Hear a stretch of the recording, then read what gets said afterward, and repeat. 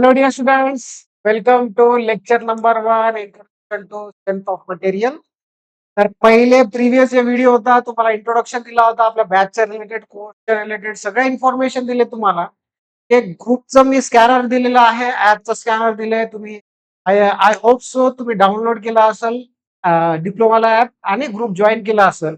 आणि आपलं कोर्सचं जे प्राइस आहे मित्रांनो 999 आहे फॉर फर्स्ट 50 स्टुडंट्स. हे सगळं मी डिस्क्रिप्शन दिलेलं आहे. वन्स अगेन तुम्हाला मी हा जे स्कॅनर आहे डिप्लोमा ऍपचा ते तुम्ही पॉज करून स्क्रीनशॉट घ्या. आणि आपला हा ग्रुप आहे specially for second year online students. Okay. आणि हे माझा व्हॉट्सअप नंबर आहे मित्रांनो. या सगळ्या गोष्टी मी प्रिव्हियस लेक्चर मध्ये डिस्कशन केलेलं आहे. बट आजचे जे लेक्चर आहे मित्रांनो लेक्चर नंबर 1 आहे डेमो लेक्चर. तुम्ही इंट्रोडक्टरी लेक्चर म्हणा to the strength of material. Okay. तर आता वन बाय वन मी सगळ्या कॉन्सेप्ट तुम्हाला सांगतो मित्रांनो. आपलं थीम जे आहे आजचं लेक्चरचं that is introduction to strength of material. Strength म्हणजे काय सगळ्यात महत्वाचं, कारण की आपण मित्रांनो कधीही नवीन सब्जेक्टला इंट्रोडक्शन बघायचं असेल किंवा त्याच्यावरचं अनालिसिस करायचं असेल मित्रांनो, पहिले सब्जेक्टचं नाव इम्पॉर्टंट आहे मित्रांनो. त्याचं मिनिंग इम्पॉर्टंट आहे. तुम्हाला सगळ्यात महत्वाचं ते पॉइंट तुम्हाला काय करावं लागेल कन्सिडरेशन मध्ये. ओके. पॉइंट ऑफ व्ह्यू तुमचा व्यवस्थित ठेवा. इंट्रोडक्शन इंट्रोडक्शनचा थीमच आहे की सब्जेक्टचा नॉलेज घ्यायचं आपल्याला, बेसिक नॉलेज आपण म्हणू शकतो. ओके. स्ट्रेंथ म्हणजे काय? स्ट्रेंथ म्हणजे ताकद, ability to carry loads. Okay. आता लोड्स कशावर? तुमच्या मटेरियल्सवर.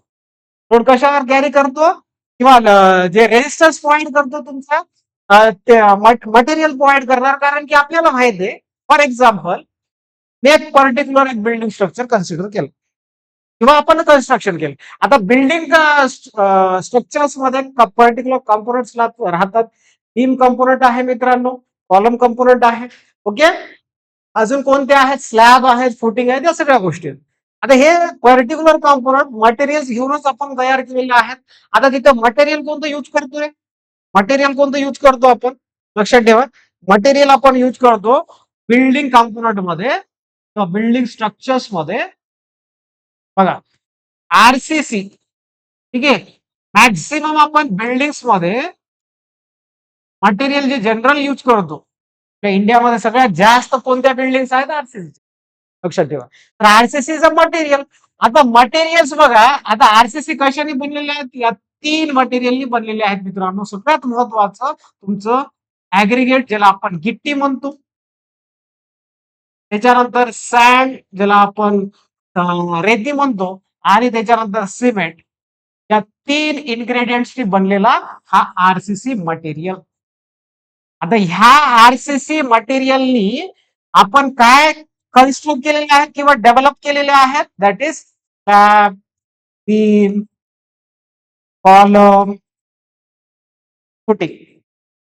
ओके. आता हे काय? हे सगळं स्ट्रक्चरल कॉम्पोनंट्स आहेत. काय त्या? Structural components. काय म्हणतो त्याला? Structural components. लक्षात आलं? इथपर्यंत काय डाऊट? बघून घ्या. ठीक आहे.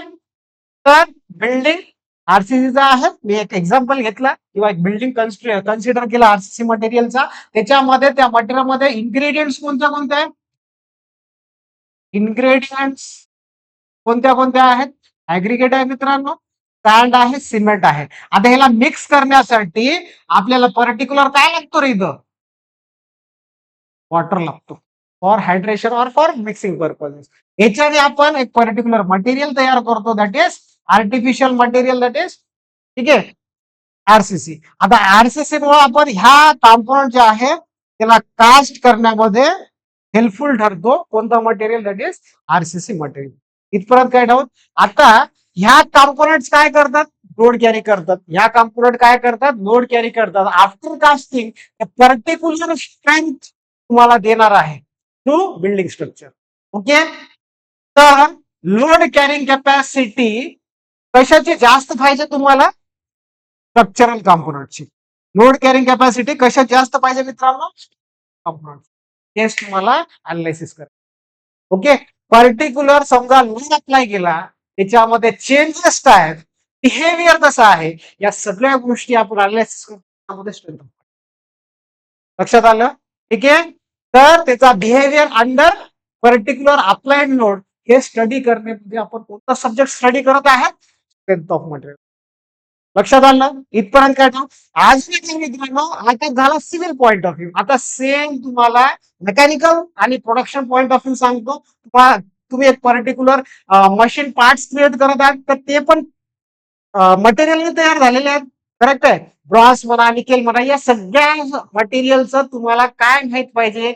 पर्टिक्युलर स्ट्रेंथ माहित पाहिजे आणि त्याच्यावरच तुमच्या कॉम्पोनंट डिझाईन होतात मित्रांनो. कारण की तुम्हाला कोणतं पॅरामीटर माहित होईल कारण की तुम्हाला ऑलरेडी माहित असतो दॅट इज पॅरामीटर. त्याच्यावरून आपण एरिया ठरवतो पर्टिक्युलर स्ट्रक्चरल कॉम्पोनंटचा. या सगळ्या गोष्टी तुम्हाला नॉलेज देतो कोणता सब्जेक्ट? Strength of material. इथपर्यंत का डाऊट? ठीक आहे. तर एक जनरल आयडिया दिलेला आहे. भरपूर काही आहेत ह्याच्यामध्ये शिकण्यासारखे कारण की हा बेसिक सब्जेक्ट आहे मित्रांनो. अगोदर पण मी फर्स्ट लेक्चर मध्ये सांगितला होता बॅच अनाउन्समेंटच्या टायमाला. बेसिक सब्जेक्ट आहे. आता ह्या सब्जेक्टचा नॉलेज तुम्हाला बाकी सब्जेक्ट मध्ये लागणार आहे कारण की मटेरियलचं नॉलेज मस्ट आहे for design the components. It can be machine components or it can be building component. लक्षात आलं? ठीक आहे. आता सगळ्यात महत्वाचं पहिले आपण मेकॅनिक शिकलो बरोबर ना. सगळ्यांनी मेकॅनिक शिकलेलं आहे. सेकंड सेमिस्टर मध्ये मेकॅनिक शिकले. काय शिकले ते मेकॅनिक्स मध्ये? तर सांगू शकता काय काय शिकले तुम्ही मेकॅनिक्स मध्ये? बघा इथं लिहिलेलं आहेत मी. या सगळ्या गोष्टी आपण शिकल्या वन बाय वन आपण डिस्कस करू. मेकॅनिक्स कसं आहे? It is a branch of physics which deals with behaviour of bodies. आता बॉडी आपण सगळी बॉडी जे आहे आपल्या इंजिनिअरिंग मेकॅनिक्स मध्ये रेस्ट आपण काय केलेलं आहे इट इज कन्सिडर करून त्याच्यावरच्या फोर्सेस आणि त्याचा बिहेवियर आपण स्टडी केलेला आहे. ठीक आहे. मोशन म्हणला तर ते डायनामिक मध्ये जाईल. ठीक आहे. Under forces. ठीक आहे. It is the branch of physics which deals with behaviour of bodies. Rest और मोशन कंडिशन आहे अंडर फोर्सेस. लक्षात आलं? आता सगळ्यात महत्वाचं तुम्हाला बॉडी माहित पाहिजे मित्रांनो कारण की हा बॉडीवरूनच तुमच्या ब्रांचेस ठरतात. लक्षात आलं? हा बॉडीवरूनच तुमच्या काय ठरणार आहे? ब्रांचेस ठरणार आहेत मित्रांनो. बघा मी बॉडीचं क्लासिफिकेशन केलेलं आहे मित्रांनो. आपण एक रिजिड बॉडी कन्सिडर करतो. ठीक आहे. क्लासिफाय करतो. त्याच्यानंतर डिफॉर्मेबल आणि फ्लुइड बॉडी. ह्याच्यावरच तुमच्या त्या ब्रांचेस ज्या आहेत त्या ट्री डायग्राम जे आहेत तयार होणार आहे. आता रिजिड बॉडी हायपोथेटिकल अझम्पशन आहे. कोणताही बॉडी रिजिड असतो का? कोणताही मटेरियल रिजिड असतो का? असतो. लक्षात ठेवा. It is a hypothetical. It is a imaginary assumption that can be used for calculating the forces for analyzing the structure or analyzing the body behavior. लक्षात आलं? तर कोणताही बॉडी जे आहे कोणताही मटेरियल जे आहे ते 100% रिजिड राहत नाही. त्याच्यामध्ये डिफॉर्मेशन येतात. डिफॉर्मेशनचा अर्थ आहे change in shape and size. लक्षात आलं? इथपर्यंत काय डाऊट? बघा आता does not exist in nature. आता सांगितलं एक्झिस्ट करत नाही नेचर मध्ये. त्याच्यानंतर आपण त्या रिजिड बॉडी म्हणून कोणत्या स्ट्रक्चरल कॉम्पोनंट आपण किंवा कोणत्या कॉम्पोनंट आपण कन्सिडर करू शकतो दॅट इज स्टडी केलेला आहे. दॅट इज बीम कॉलम आणि मशीन पार्ट्स. या कॉम्पोनंट्स वर आपण काय अझम्पशन ठेवतो? Body is to be rigid आणि त्याच्यावरून आपण analysis of forces and movements आपण कॅल्क्युलेट करतो. दुसऱ्या पॅरामीटर्स आपण स्टडी करतो. ओके. तर rigid body is a hypothetical. Rigid body कसा असतो? त्याच्या अझम्पशन काय मेनली त्याच्यावर आपण फोर्स अप्लाय केला तर त्याच्या शेप अँड साईज चेंज होत नाही. पण डिफॉर्मेबल बॉडी मध्ये काय चेंज होणार? Shape and size under applied forces. ठीक आहे. त्याला आपण डिफॉर्मेबल बॉडी म्हणतो. त्याचा शेप अँड साईज चेंज होतो अंडर अप्लाइड फोर्स. ठीक आहे. एक्झिस्ट इन नेचर ते नव्हता तर हा एक्झिस्टेड. सगळ्या मटेरियल्स मध्ये डिफॉर्मेशन येणार म्हणजे येणार. डिफॉर्मेशनचा अर्थ आहे change in shape and sizes. Sizes मध्ये काय लेंथ विड्थ हाईट मध्ये चेंज होणार थिकनेसेस मध्ये. तर त्या मटेरियल्स कोणत्या आहेत? त्या मटेरियल्स आपण रबर कन्सिडर करतो, स्प्रिंग कन्सिडर करतो, स्टील बार्स कन्सिडर. लक्षात आलं? तर या सगळ्या गोष्टी आपण डिफॉर्मेबल बॉडीज मध्ये आपण वाचतो किंवा फॉर एक्झाम्पल्स कन्सिडर करतो. आता फ्लुइड बॉडी आहे. आता फ्लुइड बॉडी लक्षात ठेवा मित्रांनो, कंटिन्युअस डिफॉर्मेशन देणार. हे तर एका पॉइंटवर ते काय होणार, फेल होऊन जाणार. बट हे फेल होणार नाही, तुम्हाला कंटिन्युअस डिफॉर्मेशन, इन्फिनिटी डिफॉर्मेशन देणार आहे. कोणत्या केसमध्ये? फ्लुइड बॉडीमध्ये. ठीक आहे, तर इथं लिहिलेलं आहे deforms continuously under forces. Okay, तर हा झाला फ्लुइड बॉडी. तर एक्झाम्पल्सच्या प्रमाणे आपण काय कन्सिडर करू शकतो त्याच्यावर फ्लुइड बॉडीज मध्ये? Water, oil and air consider करू शकतो. लक्षात आलं? इथपर्यंत काय डाऊट? बघून घ्या बॉडीज वगैरे. ठीक आहे, तर बॉडी विचारला तर 3 प्रकारच्या बॉडीज आहेत आपल्याकडे. एक रिजिड बॉडी मित्रांनो, डिफॉर्मेबल बॉडी आणि फ्लुइड बॉडी. रिजिड मध्ये शेप अँड साईज चेंज होत नाही, डिफॉर्मेबल बॉडीज मध्ये शेप आणि साईज चेंज होते, आणि फ्लुइड बॉडी मध्ये कंटिन्युअस डिफॉर्मेशन आणि अप्लाइड लोड मला दिसणार आहे और अप्लाइड फोर्स दिसणार आहे. लक्षात आलं? आयडिया आलं? आता सगळ्यात महत्वाचं मित्रांनो, तुम्हाला बेसिक माहित पाहिजे फोर्स आणि लोड मधलं. ठीक आहे, बेसिक्स काय? फोर्स आणि लोड मधला माहित पाहिजे मित्रांनो. Basics between basic knowledge between force and load माहित. आता फोर्स म्हणजे काय? सगळ्यांना माहिती आहे, तुम्ही फोर्स यूज केला नाही का? फोर्स यूज केला ना तुम्ही, ठीक आहे, मेकॅनिक्स मध्ये. तर push or pull that produces or tends to produce. Push or pull that produces or tends to produce. ठीक है, that produces, ठीक है, or tends to produce motion and or deformation. म्हणजे फॉर एक्झाम्पल, अनटिल अनलेस तुम्ही force लावला, ते materials त्याचा movement दिसणार नाही किंवा त्याच्या चेंजेस दिसणार नाहीत. त्या चेंजेसलाच आपण काय म्हणतो? डिफॉर्मेशन. ओके, आणि त्या चेंजेस तुम्हाला आणायचे असेल तर तुम्हाला काय अप्लाय करावं लागेल? फोर्सेस अप्लाय करावं लागेल, पुश ऑर पुल. त्या मटेरियलला पुश तरी करा किंवा पुल तरी करा, तरच तुम्हाला ह्या 2 गोष्टी त्या मटेरियल्स मध्ये घडताना दिसतात. That is motion and deformation. लक्षात आलं? आता फोर्सेस म्हणला तर मित्रांनो त्याला पर्टिक्युलर मीडियम लागते, पर्टिक्युलर त्याचा पॉइंट ऑफ कॉन्टॅक्ट लागतो. करेक्ट आहे? तर त्याच्यामध्ये फोर्सेस मध्ये आपण काय कन्सिडर करतो मित्रांनो? That is gravitational force. अशा फोर्सेस आपण कन्सिडर करतो. आता एक्झाम्पलच्या प्रमाणे weight of body, weight of person म्हणा, weight of person is considered as what? Weight of person is considered as force. Force कसं काय? त्या पर्सन वर कोणता फोर्स ऍक्ट होतो? ग्रॅव्हिटेशनल फोर्स ऍक्ट होतो किंवा ग्रॅव्हिटेशनल पुल ऍक्ट होतो. त्यालाच आपण काय कन्सिडर करतो मित्रांनो? फोर्स कन्सिडर करतो. तर अशा एक्झाम्पल्स मी, बेसिक एक्झाम्पल तुम्हाला माहित पाहिजे. फोर्स म्हणला तर एक एक्झाम्पल सांगायला पाहिजे. लक्षात आलं? आता लोड. आता लोड सगळ्यात महत्वाचा, हा लोड वर्ड आपण यूज करतो. It is kind of force only.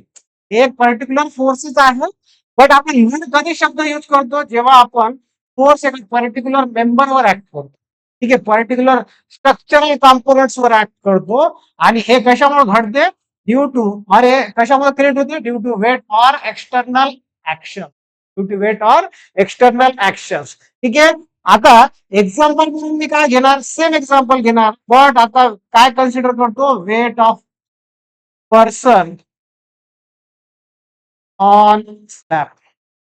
ठीक आहे, weight of person on slab. याला कोणतंही पर्टिक्युलर असं लोकेशन वगैरे ठरवलं, पर्सनला कुठेही थांबा त्याचा वेट ऍज अ फोर्स म्हणून कन्सिडर करतो. But structural component he example घेतलेलं आहे किंवा कॉम्पोनंट घेतलं, दॅट इज स्लॅब. स्लॅबवर समजा वेट ऑफ पर्सन येत असेल तर त्या फोर्सला आपण कशामध्ये घेतो?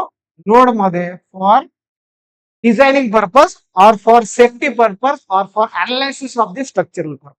लक्षात आलं? इथपर्यंत डाऊट? ठीक आहे, तर weight of person is considered as force and weight of person on slab. कसं काय? कारण इथं दिलेलंच आहे मित्रांनो, दॅट इज स्ट्रक्चरल मेंबरवर आपल्याला वेट ऑफ पर्सन कन्सिडर करायचं आहे. त्यालाच आपण काय कन्सिडर करतो मित्रांनो? लोड. आणि ह्या लोडच आपल्याला लागणार आहे डिझाईन पर्पज, ठीक आहे, सेफ्टी पर्पज, अनालायसिस साठी. या सगळ्या गोष्टी आपल्याला माहित पाहिजे मित्रांनो. ह्याला अनालायसिस करण्यासाठी आपल्याला लोड इम्पॉर्टंट आहे मित्रांनो. हे ठीक आहे, तर it is what kind of force. ठीक आहे, हे कॉज आहे, हे कारण आहे. कारण कशामुळं? त्याच्यामध्ये काय दिसतं? ग्रॅव्हिटेशन दिसतो. आणि त्याच्यानंतर इथं फ्रिक्शनल दिलेलं आहे. आता फ्रिक्शन तुम्हाला माहित आहे, रेजिस्टन्स टू दी मोशन. बरोबर ना? फ्रिक्शन म्हणजे काय? Resistance to the motion which is created between two contact surfaces. Two contact surfaces. मग तिथं पण काय माहित पाहिजे, कारण आहे. कारण कसं काय, कारण की तिथं रफनेस मॅटर करतो. जेवढं रफनेस जास्त तेवढं तुमचं फ्रिक्शनल फोर्स जास्त, फ्रिक्शनल रेस्टिव्हिटी. लक्षात आलं इथपर्यंत काय डाऊट? तर ह्या गोष्टी माहित पाहिजे. कॉज आहे बेटा आणि हा इफेक्ट आहे. ठीक आहे, इफेक्ट आहे कारण की आपण पर्टिक्युलर एका पर्सनचं वेट जे आहे मित्रांनो स्ट्रक्चरवर कन्सिडर. लक्षात आलं? तर हे कॉज कारण आहे आणि हे इफेक्ट आहे कारण की त्याच्यावर कशाचा इफेक्ट आहे, ग्रॅव्हिटेशनल फोर्सचा इफेक्ट आहे किंवा फ्रिक्शन. लक्षात आलं इथपर्यंत काय डाऊट? आता लक्षात ठेवा मित्रांनो, सगळ्यात महत्वाचं मेकॅनिक्सच्या ब्रांचेस आहेत. मेकॅनिक्सच्या काय ब्रांचेस आहेत मित्रांनो? आता मेकॅनिक्सच्या ब्रांचेस जे आहेत मित्रांनो, बघा कोणत्या कोणत्या इंजिनिअरिंग मेकॅनिक्स आहे. सॉलिड मेकॅनिक्सलाच आपण काय म्हणतो, टॉम म्हणतो और मॉस म्हणतो. टॉमचा अर्थ आहे स्ट्रेंथ ऑफ मटेरियल. आणि डिग्रीमध्ये तुम्ही डिग्रीमध्ये गेल्यानंतर मेकॅनिक्स ऑफ सॉलिड म्हणून सगळ्यांचं मिनिंग, त्याचा मोटो आणि त्याचा रिडिंग जे आहे किंवा अनालिसिस जे सेमच आहे, फक्त सब्जेक्टच्या नाव डिफरंट आहेत मित्रांनो. सॉलिड मेकॅनिक्स किंवा मेकॅनिक्स ऑफ सॉलिड. आणि तुम्हाला आता पॉलिटेक्निकला स्ट्रेंथ ऑफ मटेरियल म्हणजे सॉम सब्जेक्ट आहे. त्याच्यानंतर तुम्हाला सिव्हिल मध्ये भेटणार, सिव्हिल मेकॅनिकल मध्ये फ्लुइड मेकॅनिक्स अँड मशिनरी, यालाच आपण हायड्रॉलिक्स पण म्हणतो मित्रांनो. तर सिव्हिल वाल्यांना हायड्रॉलिक्स सब्जेक्ट म्हणून नाव येतो पर्टिक्युलर. ह्या फ्लुइड मेकॅनिक्स बट हायड्रॉलिक्स शब्द आहे किंवा सब्जेक्टचं नाव आहे मित्रांनो, लक्षात ठेवा. आता सॉइल मेकॅनिक्स और रॉक मेकॅनिक्स यालाच आपण काय म्हणतो, जिओ टेक्निकल इंजिनिअरिंग. आता तुम्हाला हा सिव्हिलचा कोर सब्जेक्ट आहे, तुम्हाला सिव्हिल 4 सेमिस्टर मध्ये भेटणार. ठीक आहे, आणि त्याच्यानंतर हा पण 4 सेमिस्टर मध्ये भेटणार आहे मित्रांनो. बट मेकॅनिकल स्टुडंट्सला आता एफएमएम आहे सब्जेक्ट. या सेमिस्टरला, थर्ड सेमिस्टरला एफएमएम आहे, it is fluid mechanics and machinery. लक्षात आलं? तर आता ह्या केसमध्ये मित्रांनो आपण बॉडी कोणतं कन्सिडर करतो रे? बॉडी कन्सिडर करतो रिजिड बॉडी, आणि त्याच्यावर आपण स्टडी करतो. समजा ऑब्जेक्ट और बॉडी सब्जेक्टेड, ठीक आहे, बॉडी सब्जेक्टेड टू फोर्स आणि ह्याच्यामुळे होणारे बिहेवियर आणि चेंजेस घडणारे पॅरामीटर्स और चेंजेस होणारे पॅरामीटर, या सगळ्यांचं आपण काय केलेलं आहे, अनालिसिस केलेलं आहे. कारण की सगळ्यात महत्वाचं आपण सब्जेक्टेड टू फोर्सेस म्हणला, आता फोर्सचं कॅल्क्युलेशन आहेत, त्याचे चेंजेस आणि बिहेवियर्स आपण माहित पाहिजे. आता चेंजेस इन टर्म्स ऑफ त्याचा मुवमेंट किती आलं, बरोबर ना, त्याच्यामध्ये रिझल्टंट फोर्स किती आहे, या सगळ्या गोष्टी आपण इंजिनिअरिंग मेकॅनिक्स मध्ये शिकलेल्या आहेत. फ्रिक्शन्स वगैरे सगळ्या गोष्टी शिकलेल्या आहेत. ठीक आहे, आता मेकॅनिक्स ऑफ सॉलिड्स मध्ये लक्षात ठेवा मित्रांनो, आपण बॉडी कन्सिडर करतो डिफॉर्मेबल. कोणत्या बॉडीज? Deformable bodies. कारण की आपल्याला कॅल्क्युलेशन कशा कशाचं माहित पाहिजे, त्याच्यामध्ये कशा कशासाठी राहते, स्ट्रेस राहते, स्ट्रेन राहते, करेक्ट आहे ना, डिफॉर्मेशन राहतो. या सगळ्या गोष्टी आपण याच्यामध्ये शिकणार आहेत मित्रांनो. स्ट्रेस मध्ये ताण, स्ट्रेन म्हणजे त्याचं रेशो, पर्टिक्युलर रेशो राहते मित्रांनो, change in original dimension, sorry change in dimension upon change in original dimension. या सगळ्या पॅरामीटर्स आहेत आपल्याला या स्ट्रेंथ ऑफ मटेरियल्स मध्ये कॅल्क्युलेट करायचे. आता या फ्लुइड मेकॅनिक्स आणि हायड्रोलिक्स मध्ये काय कन्सिडर करणार आपण, डिफॉर्मेशन. आता सांगितलं डिफॉर्म्स कंटिन्युअसली. काय डिफॉर्म होतो तुमचा पर्टिक्युलर फ्लुइड, फ्लुइड म्हणजे वॉटर, एअर, आता सांगितलं ऑइल, या सगळ्या कशात deforms continuously under applied forces. Applied forces और सिम्पली फोर्सेस म्हणलं तरी चालते. आता ह्याचं स्टडी करणं म्हणजे काय रे, सॉइल वर आपण काय करतो, सॉइल कशाचं आहे, सॉइल हे डिसइंटिग्रेशन ऑफ रॉक आहेत ना. रॉक मेकॅनिक्सचा अर्थ आहे जिओलॉजी, ओके, म्हणजे study of rock. Study of soil म्हणला तर जिओ टेक्निकल इंजिनिअरिंग होतो. आणि सगळ्यात महत्वाचं आपण ह्या सॉइल वर मित्रांनो काय अप्लाय करतो, पर्टिक्युलर फोर्स अप्लाय करतो. आणि फोर्स अप्लाय केल्यानंतर त्याच्यामधल्या पॅरामीटरचा स्टडी करतो, काय काय चेंजेस होतात तुमच्या सॉइल मध्ये, स्ट्रेंथ किती आहे, इथं पण एक वर्ड येतो मित्रांनो स्ट्रेंथ, आणि त्या स्ट्रेंथला आपण म्हणतो शिअर स्ट्रेंथ. लक्षात आलं? Maximum load carrying capacity of particular soil, त्याला आपण काय म्हणतो, शिअर स्ट्रेंथ म्हणतो मित्रांनो. ह्या सगळ्या गोष्टी आपल्याला शिकायच्या आहेत मित्रांनो. बघा, मेकॅनिक्सचं ब्रांचेस आहेत. इंजिनिअरिंग मेकॅनिक्स शिकलेत, आता सॉम शिकणार आहेत, त्याच्यानंतर तुम्ही फ्लुइड मेकॅनिक्स शिकणार किंवा हायड्रोलिक शिकणार आहे, त्याच्यानंतर सिव्हिल वाले जिओ टेक्निकल इंजिनिअरिंग शिकणार आहेत 4 सेमिस्टर मध्ये. लक्षात आलं इथपर्यंत डाऊन? या सगळ्यात बेसिक बेसिक गोष्टी सांगितलेल्या आहेत, एवढं तरी तुम्हाला सब्जेक्टच्या रिलेटेड माहित असणं गरजेचं आहे मित्रांनो. आता सगळ्यात महत्वाचं, तुमच्या सिलेबस पॉइंट ऑफ व्ह्यू तुम्हाला चॅप्टर्स किती आहेत मित्रांनो? बघा, 5 युनिट आहेत, 5 युनिट्स आहेत मित्रांनो, 5 युनिट्स आहेत. किती युनिट्स? 5 युनिट्स आहेत. ओके, कोणत्या कोणत्या आहेत मित्रांनो? Moment of inertia. आता सगळ्यात महत्वाचं मोमेंट ऑफ इनर्शिया काय? मोमेंट ऑफ इनर्शिया म्हणजे काय रे? त्याला शॉर्ट मध्ये एम आय म्हणतो. Moment of inertia is the resistance towards bending और ट्विस्टिंग. रेजिस्टन्स टुवर्ड बेंडिंग और ट्विस्टिंग. लक्षात आलं? म्हणजे बेंडिंग, मटेरियल बेंड होते ना after applying the particular force. आता फोर्स समजा तुमच्या सेंटर ऑफ ग्रॅव्हिटी मधून पास होत असेल किंवा आपण सेंट्रॉइडचा अभ्यास केलेला होता, समजा तिथून पास होत असेल तर तिथं झिरो बेंडिंग येतो. म्हणजे तुमचा जे बेंडिंग स्ट्रेंथ जे आहे मित्रांनो, बेंडिंग स्ट्रेंथ जे आहे सगळ्यात जास्त राहतो when the forces are passing through centre of gravity. लक्षात आलं? आता हे ट्विस्टिंग म्हणलं तर एक पर्टिक्युलर शाफ्ट मध्ये मेकॅनिकल स्टुडंट्सला माहित असते, कारण की शाफ्ट वगैरे डिझाईन करताना तुम्हाला ट्विस्टिंग मुवमेंट तिथं द्यावं लागते for studying out that movement of inertia resistance to twisting. आता मटेरियल किती प्रोव्हाइड करायचा, त्याचा सायझेस किती आहे, त्याचा रोटेशन किती आहे, त्याचा बेंडिंग किती आहे, यांचा सगळ्यांचा स्टडी तुम्हाला कशामध्ये भेटणार? मुवमेंट ऑफ इनर्शिया मध्ये. लक्षात आलं? तर आपण पर्टिक्युलर एक सेक्शन घेतो, I section, L section, C section, T section, composite sections म्हणा, म्हणजे mixture of 2 composite section, hollow section, ह्याच्यावरच्या सगळ्या सेक्शन्सचा अभ्यास करतो आपण किंवा calculation of moment of inertia करतो या सेक्शन्स वर, कारण की ह्या सेक्शन थोडंच आपल्याला कॉम्पोनेंट डिझाईन करावं लागतं. लक्षात आलं? त्याच्यानंतर नेक्स्ट मित्रांनो, इथं सिंपल स्ट्रेसेस, स्ट्रेन आणि इलॅस्टिक कॉन्स्टंट्स आहेत मित्रांनो. स्ट्रेसेस म्हणलं तर आताच म्हणलो, स्ट्रेस सिंपल फॉर्म्युला आहे मित्रांनो, इंटरनल रेजिस्टिंग, त्याला आपण सिग्माने डिनोट करतो, internal resisting force upon cross sectional area.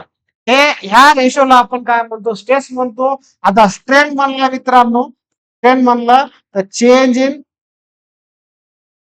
Dimension upon original dimension. लक्षात आलं?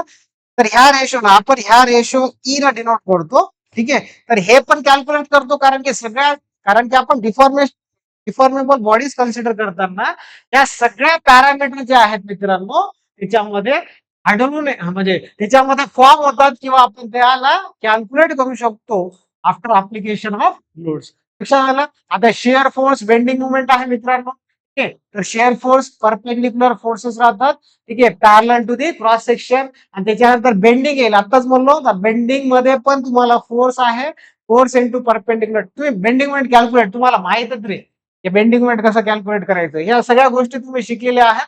फक्त तुम्हाला डायग्राम्स वगैरे लागतात, कारण की detail analysis, detail design analysis तुम्हाला शिकायचे आहे. त्याच्यावरच तुमच्या बिल्डिंग कॉम्पोनंट्स किंवा दुसऱ्या मशीन कॉम्पोनंट डिझाईन होतात. सगळ्यात महत्वाचं आहे, कारण की लास्ट फायनल इयर पर्यंत तुम्हाला शेअर फोर्स, बेंडिंग मोमेंटचं नॉलेज असणं गरजेचं आहे. त्याच्यानंतर नेक्स्ट मित्रांनो, बेंडिंग अँड शिअर स्ट्रेसेस. ठीक आहे, आता stresses due to bending, stresses due to shear. आता शिअर म्हणलं तर काय येते तिथं? Shear force. म्हणजे स्ट्रेस कशामुळे जनरेट होतो? शिअर फोर्समुळे. आणि बेंडिंग कशामुळे येतो? बेंडिंग मुवमेंटमुळे. ठीक आहे, आणि ते पण पर्टिक्युलर कॉम्पोनंट घेऊन आपण स्टडी करतो त्या stresses, bending and shear stresses in beams. आणि त्याच्यानंतर हा जे कॉम्पोनंट आहे मित्रांनो, हा आपण डायरेक्ट अँड बेंडिंग स्ट्रेसेस जे आहे त्या कॉलम्स ठीक आहे. आता या सगळ्या चॅप्टर्स आहेत, 5ही चॅप्टर्स मोमेंट ऑफ इनर्शिया तुम्हाला 12 मार्काला दिसेल मित्रांनो. त्याच्यानंतर नेक्स्ट आहे सिंपल स्ट्रेसेस स्ट्रेन आणि इलॅस्टिक कॉन्स्टंट्स आहेत 18 मार्काला. बघा जास्त वेटेज आहेत, सोपे आहेत, इझी कन्सेप्ट आहेत. एकदा तुम्हाला पॅरामीटर सगळ्या फॉर्म्युलेज लर्न असतील ते तुम्हाला 18च्या 18 पैकीच्या पैकी मार्क भेटणार त्याच्यामध्ये. ओके. त्याच्यानंतर नेक्स्ट आहे शेअर फोर्स बेंडिंग मोमेंट. हा पण कन्सेप्ट मोठा आहे, भाग पण जास्त आहे. तुम्हाला लास्ट फायनल इयर पर्यंत लक्ष ठेवायचं 16 मार्क्सचा आहे. एकदा कन्सेप्ट कळालं, एकदा डायग्राम्स आले तर तुम्ही डिझायनिंग मध्ये परफेक्ट होणार. तुम्हाला बाकीचा सब्जेक्ट सोपे जातात. ठीक आहे. त्याच्यानंतर 4 चॅप्टर आहे मित्रांनो, bending and shear stresses with beam. हे पण इझी आहे कन्सेप्ट. या सगळ्या सेक्शन्स वरच आपण काढणार आहेत मित्रांनो. कोणत्या stresses? Bending and shear stresses. म्हणजे स्टार्टिंग पासून सगळ्या टॉपिक्स इम्पॉर्टंट आहेत तुम्हाला. ठीक आहे. आणि त्याच्यानंतर डायरेक्ट अँड बेंडिंग स्ट्रेसेस ते पण कोणत्या कॉम्पोनंट वर आपण काढतो? Column component. ते 12 मार्काचा आहे. असा करून तुम्हाला 70 मार्काचा पेपर आहे मित्रांनो. सगळ्यांना माहिती आहे क्वेश्चन आता पेपर पॅटर्न सगळ्यांना माहिती आहे. फर्स्ट जे आहे क्वेश्चन त्याच्यामध्ये 10 क्वेश्चन्स राहतात. प्रत्येक क्वेश्चन किती मार्काले? प्रत्येक क्वेश्चन आहे 2 मार्काला. ठीक आहे. प्रत्येक क्वेश्चन 2 मार्काला. असं तुमचे किती सॉरी एक मिनिट. 5 क्वेश्चन्स तुम्हाला अटेंड करायचं आहे. प्रत्येक क्वेश्चन 2 मार्काला आहे म्हणजे इथं 10 मार्क्स येणार आहेत. करेक्ट आहे. एक छोटासा एक आयडिया देतो तुम्हाला, कारण की बाकीच्या स्टुडंट्सला माहित नसेल, त्यामुळं हे लिहून देणार तुम्हाला. ठीक आहे. आणि नेक्स्ट जे लेक्चर आहे मित्रांनो, मी स्टार्ट करेल कोणता चॅप्टर? Moment of inertia. त्याच्यानंतर क्वेश्चन नंबर 2, क्वेश्चन नंबर 3, ठीक आहे, क्वेश्चन नंबर 4 या सगळ्या 12-12 मार्काचे आहेत मित्रांनो. ठीक आहे. 12-12 मार्काचे आहेत. आणि प्रत्येक क्वेश्चन एक क्वेश्चन किती मार्काला राहणार? 4 मार्काला. एक क्वेश्चन किती मार्काला राहणार? 4 मार्काला राहणार. म्हणजे कंपल्सरी तुम्हाला किती सॉल्व्ह करायचे आहेत पर्टिक्युलर बीट मध्ये? 3-3 क्वेश्चन प्रत्येक बीट फ्रॉम 2 to 4 हे बीट मध्ये तुम्हाला सॉल्व्ह करायचे. आता नेक्स्ट आहे क्वेश्चन नंबर 5 मित्रांनो. 2च क्वेश्चन सॉल्व्ह करायचे. प्रत्येक क्वेश्चन एक 6 मार्काला असतील. म्हणजे हे 12 मार्काचं बीट आणि त्याच्यानंतर सेम असंच आहे 2 क्वेश्चन 6 मार्काला. ठीक आहे. म्हणजे 12 मार्क. अशा करून तुमच्या 70 मार्क्सचा पेपर राहणार आहे मित्रांनो. 70 मार्क्सचा पेपर राहणार आहे. लक्षात आलं? इथपर्यंत काय डाऊट? ठीक आहे. तर पेपर 3 अवर्सच आहे. लक्षात ठेवा. 3 तासाचाच आहे. तुम्हाला 70 मार्काचे पूर्ण प्रॉब्लेमॅटिक मॅक्सिमम 85 to 90% तुम्हाला हा सब्जेक्ट प्रॉब्लेमॅटिकच वाटणार आहे ऍट दी एंड. ठीक आहे. प्रॉब्लेमॅटिक सब्जेक्ट आहे. त्याच्यामुळे प्रॅक्टिस मस्ट आहे. जे जे क्वेश्चन्स मी देणार ते प्रॅक्टिस करायचं आहे. होमवर्क पण देतो ते पण प्रॅक्टिस करायचं आहे आणि लगेच तुम्हाला शो करायचं आपल्या ग्रुपमध्ये किंवा पर्सनल मेसेज केले तरी चालते. उद्यापासून मी हा टॉपिक स्टार्ट करणार आहे. लक्षात ठेवा. Movement of inertia. आपल्या चॅप्टर म्हणजे लेक्चर नंबर 1 जे होता ते introduction to strength of material आहे. कसं वाटलं ते तुम्ही नक्की कळवा. लवकरात लवकर बॅच जॉईन करा. तुम्हाला ग्रुपचं लिंक हे पण दिलेलं आहे मित्रांनो मी. ओके. तर हा जे स्कॅनर आहे या स्कॅन करून तुम्ही इझिली त्या ग्रुप जॉईन करू शकता. त्याच्यानंतर हा ऍपचं लिंक आहे. तर हा ऍपचं लिंक पण तुम्ही स्कॅन करून तुम्ही डाउनलोड करून तुम्ही कोर्स परचेस करू शकता. आता अपलोडिंगला आहेत सगळ्या व्हिडिओ 1 by 1. लवकरात लवकर तुम्ही कोर्स घ्या आणि स्टडी स्टार्ट करा. आपल्याकडे टाइम काही कमी आहे. आता हा टाइमचा तुम्ही युटिलाइज करा, कारण की तुम्हाला 1 जुलै पासून तुमच्या कॉलेजेस चालू होणार आहे. याच्या अगोदरच तुमचं अर्ध प्रिपरेशन झालं पाहिजे. लक्षात आलं? ठीक आहे. आणि आपलं कोर्स जे आहे मित्रांनो, आताच मी म्हणतो 1 जून पासून स्टार्ट होणार आहे. पण तुम्हाला 1 by 1 आपल्या व्हिडिओ जसंही तुम्ही घेतलेत कोर्स तसं तुम्हाला व्हिडिओ 1 by 1 दिसणार. लक्षात आलं? आणि बॅचचं जे प्राइस आहे मित्रांनो एकदम कमी याच्यामध्ये आहे. सगळ्यांनी त्याचा लाभ घ्यायचा आहे. ठीक आहे. तर ह्या बॅचचं जे प्राइस राहणार आहे 999 फॉर फर्स्ट. ओके. भेटूया तर नेक्स्ट चॅप्टर नंबर 1 च्या इंट्रोडक्शन मध्ये आणि तिथून स्टार्ट करणार आपण movement of inertia. Okay. Lecture number 2 मध्ये. तोपर्यंत आपण इथं हा व्हिडिओ वाइंड अप करू. भेटूया नेक्स्ट व्हिडिओ मध्ये. Take care. Bye bye.